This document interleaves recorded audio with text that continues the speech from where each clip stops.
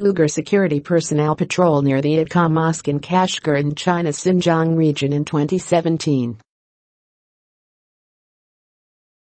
Han Guan AP, by Rushan Abbas October 19 at 12:18 PM. Rushan Abbas is a former Uyghur service journalist with Radio Free Asia. The Chinese government has imprisoned about 1 million people, without any pretense of trial, in re-education camps in the country's far west. It is now clear that this is part of a huge campaign to silence and intimidate the local Uyghur population, a group to which I have also belonged, though I have lived in the United States for the past 29 years. The scale of this effort is extraordinary. Chinese security services are using sophisticated cameras, facial recognition technology and DNA samples to keep track of the entire population. Americans and Europeans are only just beginning to wake up to the astonishing extent of China's new gulag. But for me, this story is all too personal. My 56-year-old sister, Gulshan Abbas, lives in Urumqi, the capital of the Xinjiang Uighur Autonomous Region, or East Turkestan, as we refer to it. Her 2 daughters live in the United States. They kept in touch with their mother using WeChat, calling every few days, but starting on September 11, they couldn't get through. At first they thought her phone was broken, or that she was sick. Days passed by without news. Then they started to imagine the worst. Could she have been taken to the camps? As I spoke with relatives, I learned that my aunt Mayinur Abliz, a 64-year-old housewife in Artush, about 900 miles away from Urumqi, had disappeared the same day. 6 days earlier, I had participated in a panel at the Hudson Institute, a Washington think tank, in which I had spoken about the situation in East Turkestan. Now 2 of my closest relatives back home had vanished. Although the Chinese government never needs a reason for taking someone, these 2 women seemed like unusual targets.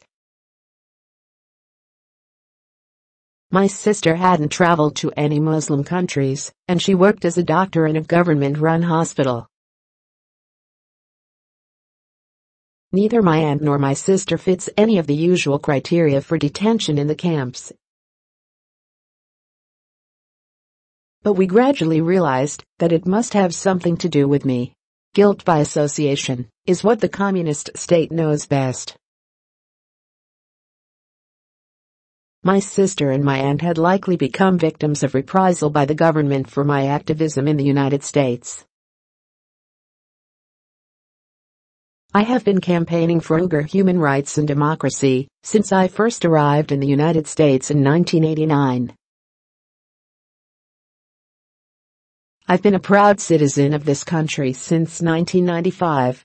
In January of this year, I founded the One Voice One Step campaign to expose the mass incarceration of the Uyghurs.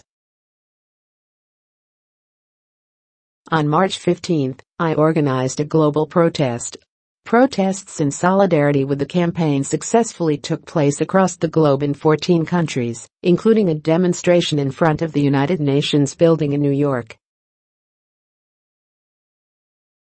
It was this activism that likely led China to retaliate against my family by taking them hostage. My nieces are worried about Gulshan's health because she has high blood pressure, migraines and back problems. They also know that their mother had been hospitalized for osteoporosis just before her disappearance. All this would be bad enough, but there are also credible reports of torture and death in the camps. The conditions are so intolerably bad that 55-year-old Kaser Kayam, the editor-in-chief in a literary magazine who was a brother of my high school classmate, recently committed suicide by jumping from an 8th-floor window out of fear of being detained. China has brutally persecuted the people of East Turkestan for years. Since Mao Zedong's occupation of East Turkestan in 1949, the government has tried relentlessly to destroy Uyghur culture and religion, viewing them as barriers to Beijing's plans for development of the region and beyond. I'm sad to see that there has been so little response from the international community. As member of the European Parliament Ignacio Corral recently said, concentration camps are back. There are no other words to describe what is happening in Xinjiang. Colleagues, what else do we have to witness before taking concrete actions? Gas chambers? Mass executions? It is time once more to say never again to ethnic genocide.